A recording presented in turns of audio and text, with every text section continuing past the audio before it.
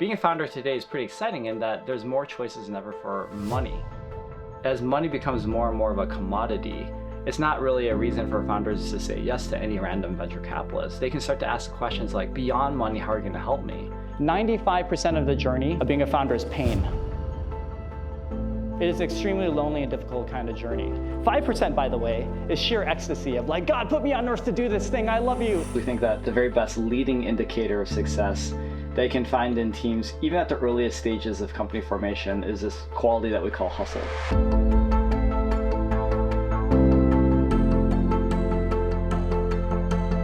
Today's an exciting one. I'm meeting with Eric Bahn, who is the co-founder of Hustle Fund. They're a venture capital firm based here in Silicon Valley. I'm keen to find out more about where his investment philosophy kind of lies. Like, what is he investing in? Why? What stage of company are they most interested in? The guy is so lovely. I can't wait to meet him. He's a dad, he's got a family, and he runs this from his garage, which is just super unique. So I can't wait to capture that.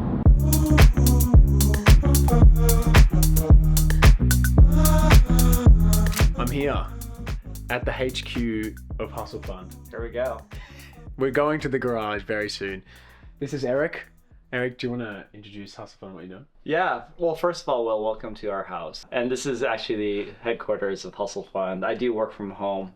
Right now we're sitting in the kitchen, and then in a little bit we'll head over to the garage to get a little bit of work done for the day. But we got a busy next 12 hours. So let's start with some coffee, right?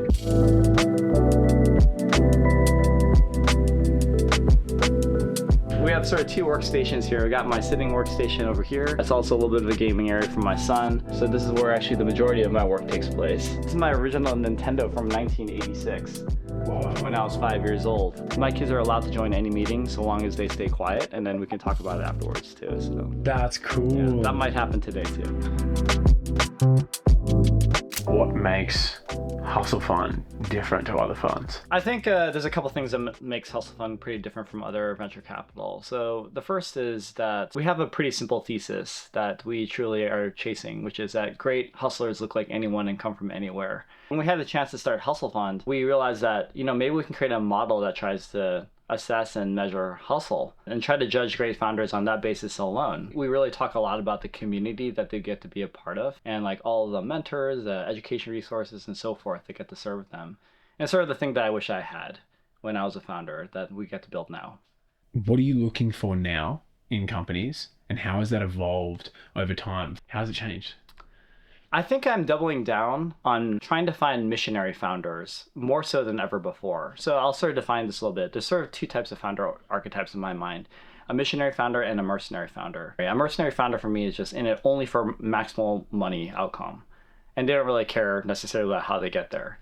When you find someone who's saying like, oh, we're going to jump on this like Web3 AI casino trend or something, and they're completely agnostic to why they're doing it except for the money, that tends to be the least pleasurable founder to work with because they often like pivot around at the next shiny object and things like that. Missionary founders are actually very special. They're the ones where like there's a personal reason at stake for why they're doing this business. And those are the kinds of founders I want. That you find more joy in working with the missionary founders.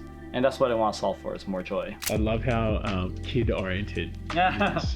Yeah. So this is the play area, is that right? Yeah, there's a joke that I taught my kids. I was like, at one point we used to have a beautiful house, me and mom, but now we have a beautiful life.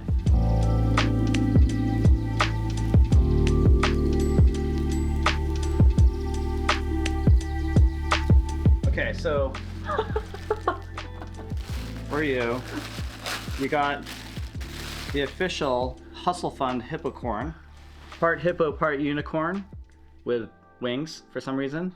This is our official mascot. So my gift to you. Oh my god. And I'll give you some of these This is stickers epic. here. So we got our hippocorn stickers here. Ooh, that's cool. Yeah. That is cool. Just mentioning that, like, I was in Singapore doing some work with Aston Martin, and then I asked them, like, hey, can you put this on Fernando Alonso's helmet for just one race for $10,000? Just as a joke, I don't have this money. And then they're like, not even close. They're like, not even close, right? What? Yeah. So, Well, what were they asking for? I'm assuming a lot more. well, I said 20,000, 50,000. They're like, no. So they didn't give me an actual number, and it's not like I would have paid. But anyway, these are yours as well. That's so cool. Yeah. Oh man, they're missing out. To be honest, I know. Well, they've really missed an opportunity. Yeah. So I'll send your video at the end of this to Aston Martin team and be like, Aston Martin team, take a Hippocorn sticker, okay?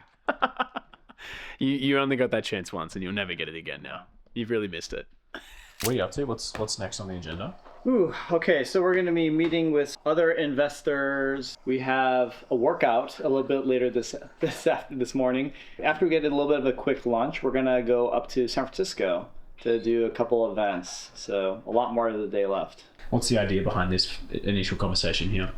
You know, we're always trying to expand new relationships with future potential investors in Hustle Fund, also people that can provide really great deal flow for us. This particular person that I'll be speaking to is based in Europe, and I am curious to hear what the ecosystem is like for European founders right now. It's not a market that we typically support our European founders, but it's one that I'm always trying to learn a little bit more about to see whether we do want to support it at some point. For us, we're trying to find teams that are as good, if not slightly better, at customer acquisition and sales as they are in building great product.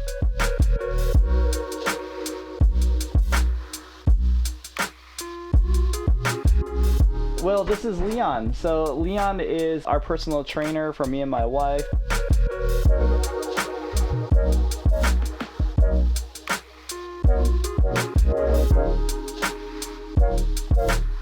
That was killer. You smashed that. That's hectic. I'm tired. So we got a lot more day left. We're not even halfway through. We're 10 minutes till halfway through. Got like 8 more hours, my friend. Just getting started here. Let's see what's on the menu. Okay, so we're gonna print some stuff. I gotta gather some hippocorns, and then hopefully I'm not forgetting anything for our big event. Yeah, what else do you want to hand with anything? Is there like, what else do we need to bring? Do we fill them up in a suitcase or something? Or? I'm gonna find some sort of receptacle to bring these things. But yeah, they're unwieldy, which is kind of annoying. Yeah. Very light though.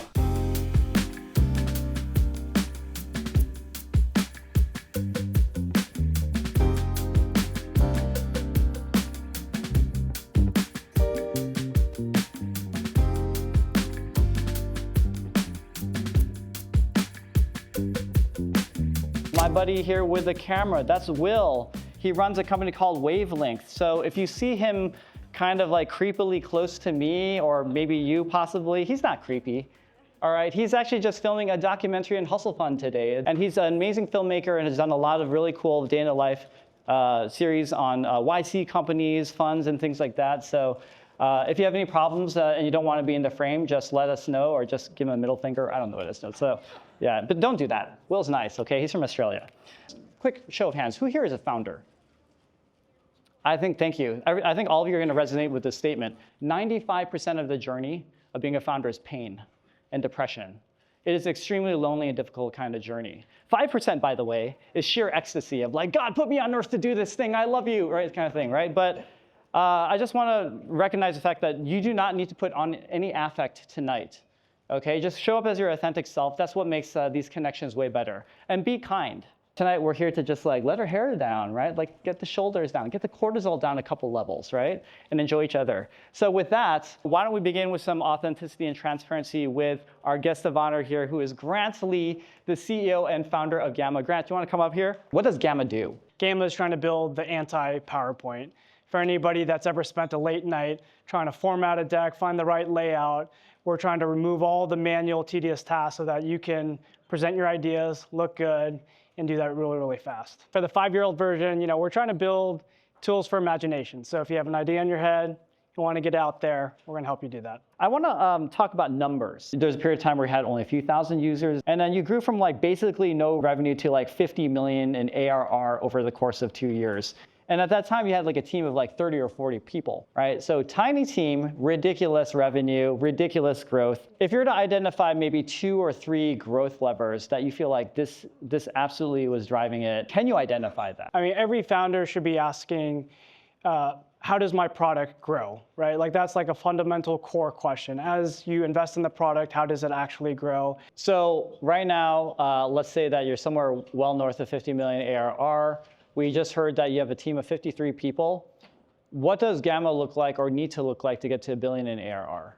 So these are things I don't try to like forecast or speculate. I think every founder, when we think about founders, you oftentimes think about, I can innovate on product or I can innovate on technology. I think founders today have a chance to innovate on org design. They can really think about what does it mean to build a team today? How do you unlock new levels of efficiency? And that's how we've been thinking about it for us. Like at 50 employees, we're trying to rethink all of that so that we're better set up for long-term success. And I think with that, we'll just come different sort of efficiency curves over time. So I've definitely failed in my career as a founder. I've raised capital, I've lost money for investors, and here's one thing I really do celebrate about the unique culture of Silicon Valley. When someone starts a company, let's say we try our best, it doesn't work out. When you talk to anyone in Silicon Valley, I was ready to give you an unhinged question, but I didn't get the mic. Do you want to ask me now? I'll ask it right now. Yeah. My question for Grant was, how do I get Eric to write me a check before I leave this building? they don't say like, oh, like it sucks you lost your money or like, it sucks that you failed. They always start with, what did you learn? And then when are you going to try again? Right? It's those two things. And that I think is something that is so positive mindset, is that there's no concept of failure here in Silicon Valley. There's only the journey of learning.